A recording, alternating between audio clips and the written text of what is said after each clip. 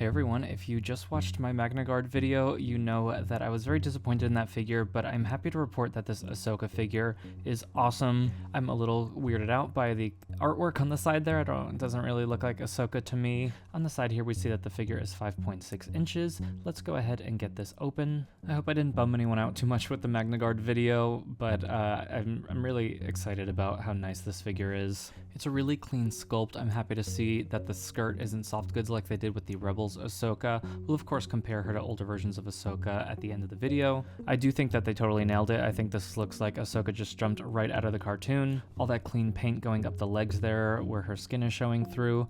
You know, you don't get a ton of articulation at the head just because of the nature of the sculpt, but you do get enough to just get a little bit of attitude in the head there.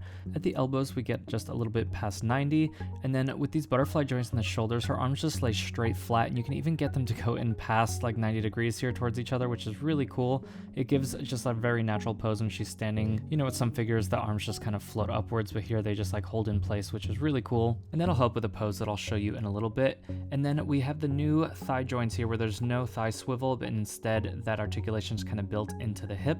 It goes a little bit less than probably a normal human could do. Pretty good at the knee here, and then the feet is just kind of what you would expect from a figure like this. The sabers have a nice clean sculpt to them, and what's nice is that the blades are a little bit thicker and the pegs are a little bit longer than what we've seen even recently, and so there's way less chance of damaging these. I was happy to see that the right hand is nice and tight, and that saber just stays in there, because if you have the Clone Wars Ahsoka, the Season 7 outfit, you know that she just drops those sabers like nothing. Unfortunately, I can't say the same thing for the left hand. The saber is very loose and falls out easy. There's something interesting going on in the sculpt, which I'll show you in a second, but unfortunately it's just not tight enough. And what's cool about these sabers is they have a little bit of a flared peg, so when you plug it into her belt, they stay into place a lot more nicely than they used to. Quick little reminder here to subscribe or just like the video if you are enjoying it so far. So I like the fact that this hand has a unique sculpt to it. She's got the bottom two fingers tucked in a little bit more, and then the other two fingers are open. I think all Jedi should kind of have something like this because it kind of works as a force hand, and it also just works as just kind of a little bit more of an emotive hand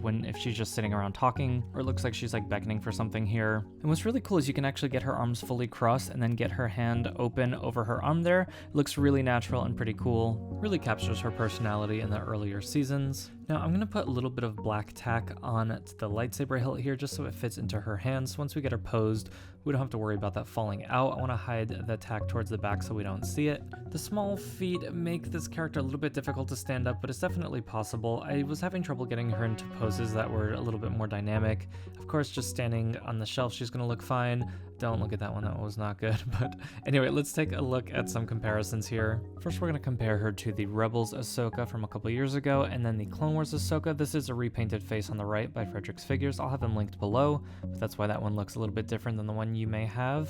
Here we see her with Rex and a 501st Trooper, just sort of recreating that scene from Tales of the Jedi, which I want to rewatch later tonight. This Rex is a custom head by an artist called FetClone. He will be linked below. And the two characters that you will probably be displaying her with, Obi-Wan and Anakin in the Clone Wars looks.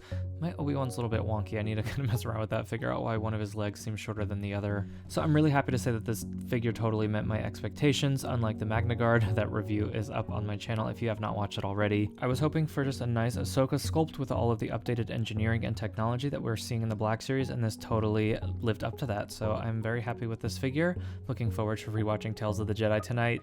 Here are some other videos from my channel that you might enjoy. Thank you all for watching, and I'll see you next time.